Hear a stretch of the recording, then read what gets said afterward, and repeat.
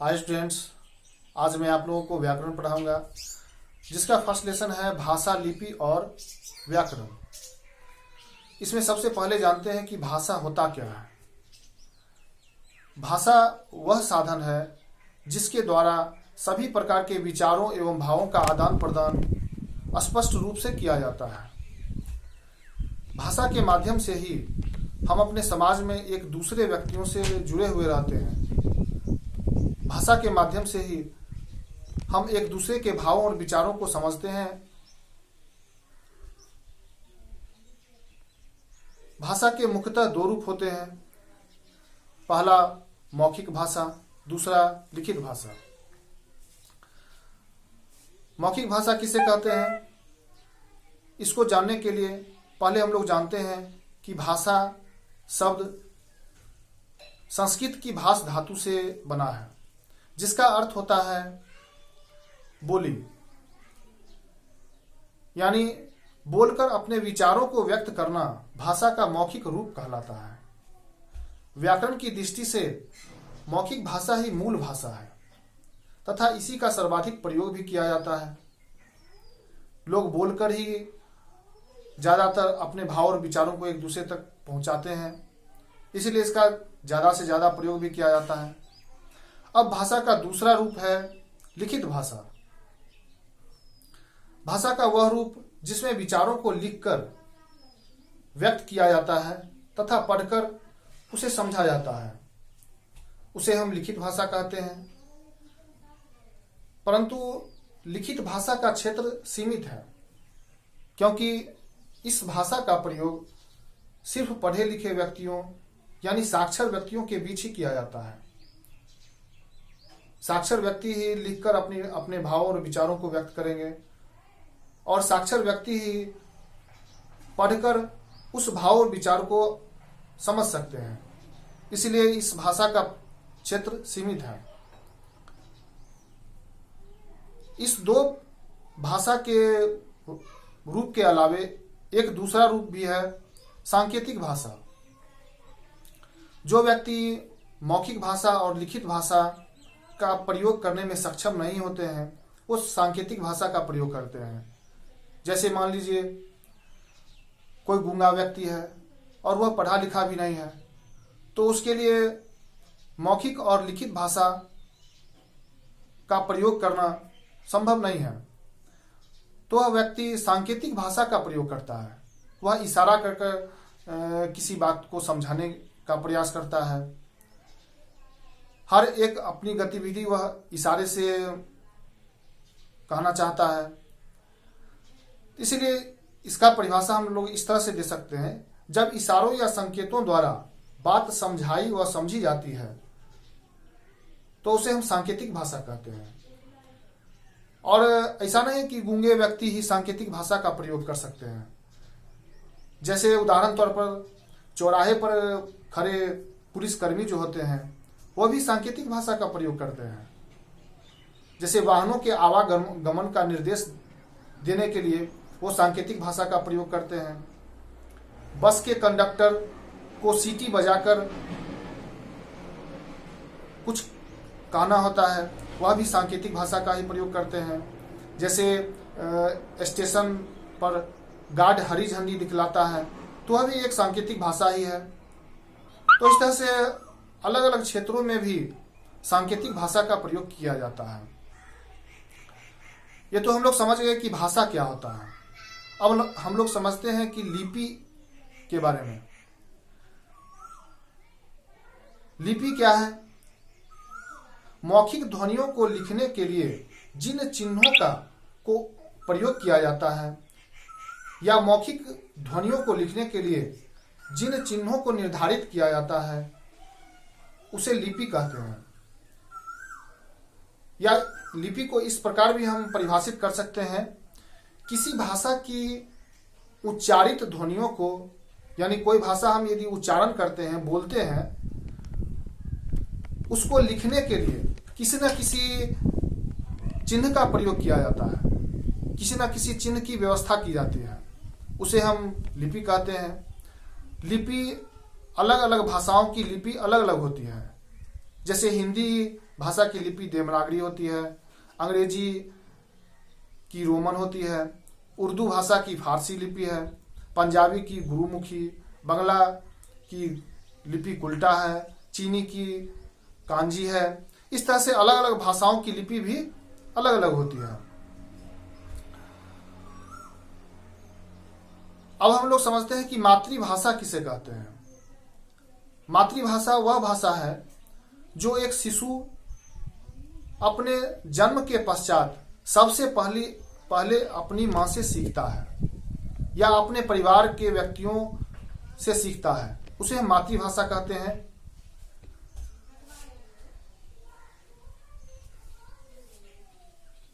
और इसी कड़ी में बोली किसे कहते हैं? किसी छोटे क्षेत्र में स्थानीय भाषा का जो प्रयोग किया जाता है उसे बोली कहा जाता है। बोली में साहित्य का निर्माण नहीं किया जाता है। बोली में ही लोकगीत या लोक कथाएं प्रचलित होती है। हम लोग के गांव में या आसपास जो शादी विवाह में जो गीत गाया जाता है उसे हम लोग लोकगीत कहते हैं। तो स्थानीय भाषा या बोली ही उसको कह सकते हैं। अब हम लोग जानते हैं कि हिंदी के बारे में। हिंदी भारत में सर्वाधिक बोले जाने वाली भाषा है। विश्व में सबसे अधिक बोले जाने वाली भाषाओं में हिंदी का स्थान तीसरा है। हिंदी को राजभाषा का भी स्थान दिया गया है। राजभाषा किसे कहते हैं? राजभाषा वह भाषा है जिसका प्रयोग कार्यालयों या राजकाज में अधिक किया जाता है, उसे राजभाषा कहते हैं। भारतीय संविधान के अनुच्छेद 343 यानी 343 के अनुसार 14 सितंबर 1949 को हिंदी को भारत की राजभाषा का दर्जा दिया गया है। इसलिए हम लोग प्रत्येक वर्ष 14 सितंबर को हिंदी दिवस के रूप में मनाते हैं। अब इसमें ध्यान देने योग्य कुछ बातें हैं।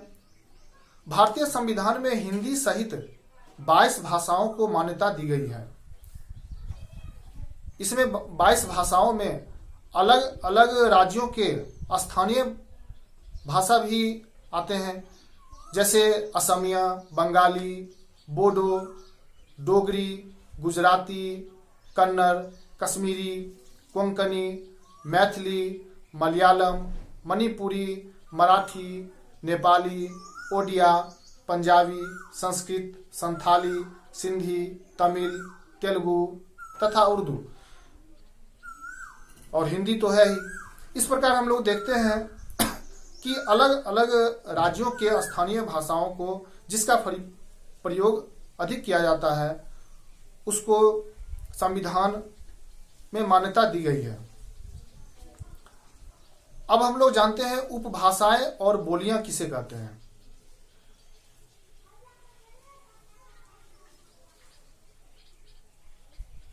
जैसे उपभाषा वे क्षेत्र जिनमें यह मुख्य रूप से प्रयोग किए जाते हैं, इसे उपभाषा कहते हैं। जैसे उत्तर प्रदेश, उत्तराखंड, हरियाणा, दिल्ली, मध्य प्रदेश, इन सभी राज्यों में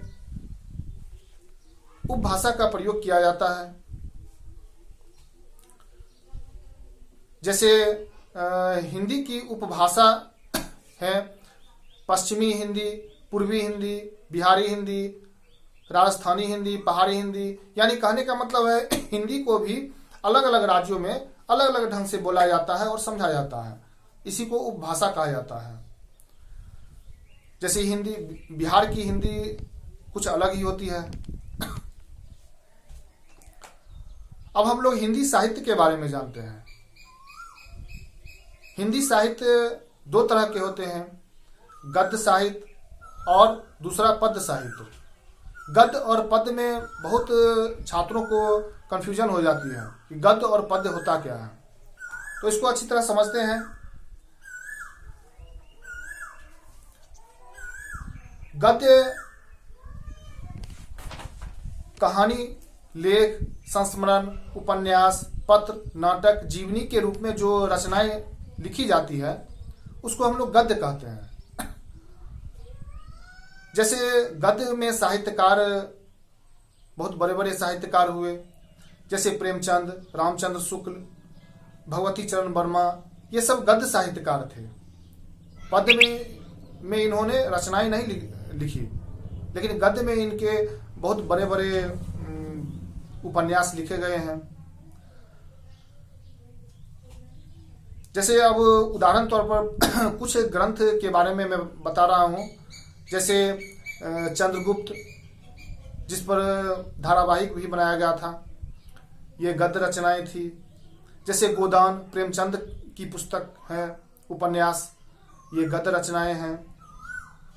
जैसे चंद्रकांता, ये भी धारावाहिक के रूप में आ चुका है, ये भी गद्य रचनाएं हैं। इस प्रकार हम लोग गद्य साहित्य को समझ गए। अब हम समझते हैं पद्य क्या होता है। पद्य साहित्य कविता, गीत, गजल, दोहा, पद, छंद, चौथाई के रूप में जो रचनाएं लिखी जाती है उसको हम पद्य साहित्य कहते हैं।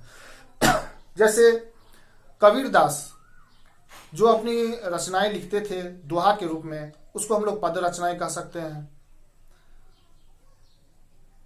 जैसे तुलसीदास, सूरदास, इन लोगों की रचनाएं जो थी वह पद्य रचनाएं थी। अब जैसे कुछ प्रमुख पद्य साहित्यकार इस प्रकार थे। मैथिली शरण गुप्त, आधुनिक युग में सुमित्रानंद पंत, महादेवी वर्मा, ये साहित्यकार पद्य साहित्यकार कहलाते हैं। और पद्य रचनाओं का कुछ उदाहरण है रामचरितमानस, जो कि पद्य रचनाएं हैं, तुलसीदास जी के द्वारा रचित है। सतसई, ये सब पद्य रचनाएं हैं। कामायनी, जयशंकर प्रसाद के द्वारा रचित, ये पद्य रचनाएं हैं। मधुशाला, ये सब पद्य रचनाएं हैं। इस प्रकार हम लोग भाषा, लिपि, हिंदी के बारे में जाने, हिंदी साहित्य के बारे में जाने।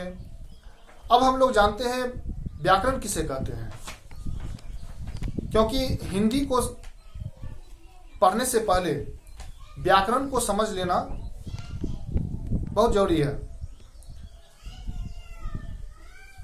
क्योंकि प्रत्येक भाषा का कुछ ना कुछ नियम होता है जिनका पालन करके ही हम भाषा के शुद्ध रूप को समझ या समझा सकते हैं। भाषा के ये नियम हमें व्याकरण से सीखने को मिलते हैं। जैसे अंग्रेजी में ग्रामर पढ़ते हैं, उसी प्रकार हिंदी में व्याकरण पढ़ा जाता है। अब व्याकरण का परिभाषा हम इस तरह से दे सकते हैं, व्याकरण वह शास्त्र है जिसके द्वारा किसी भाषा को शुद्ध रूप से बोलने, लिखने व पढ़कर समझने का ज्ञान प्राप्त होता है, उसे व्याकरण कहते हैं।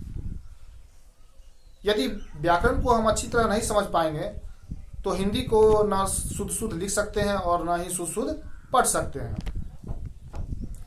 व्याकरण के प्रमुख 3 भाग या 3 अंग होते हैं। पहला वर्ण, दूसरा शब्द और तीसरा वाक्य।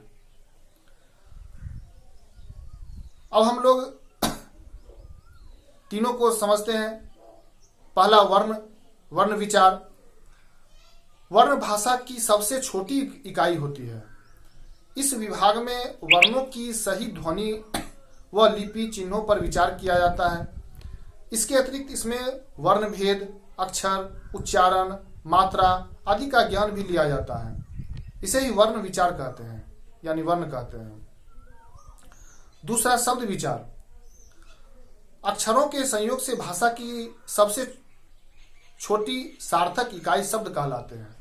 2 वर्णों को जोड़कर 2 वर्णों के सार्थक मेल को हम शब्द कहते हैं। इस विभाग में शब्दों के रूप, बनावट आदि के नियमों पर विचार किया जाता है। अब हम तीसरा देखते हैं वाक्य विचार। वाक्य हम कह सकते हैं शब्दों के सार्थक मेल को वाक्य कह सकते हैं। यदि शब्द का सार्थक मेल नहीं हो, यदि शब्द को हम सही सही क्रम में नहीं लिखें तो वह वाक्य नहीं कहलाएगा। इस विभाग में वाक्य निर्माण किया जाता है, वाक्य भेद किया जाता है, विराम चिन्हों आदि का वर्णन किया जाता है। तो इस तरह से हम लोग व्याकरण के बारे में जान गए। अब मैं आप लोगों को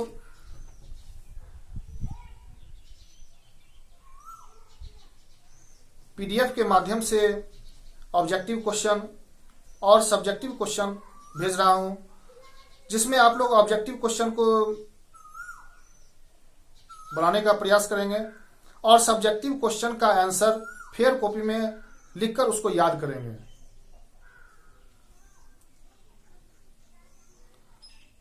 अब मैं अपना अगला वीडियो नेक्स्ट वीक भेजूंगा नेक्स्ट लेसन के लिए। Thank you.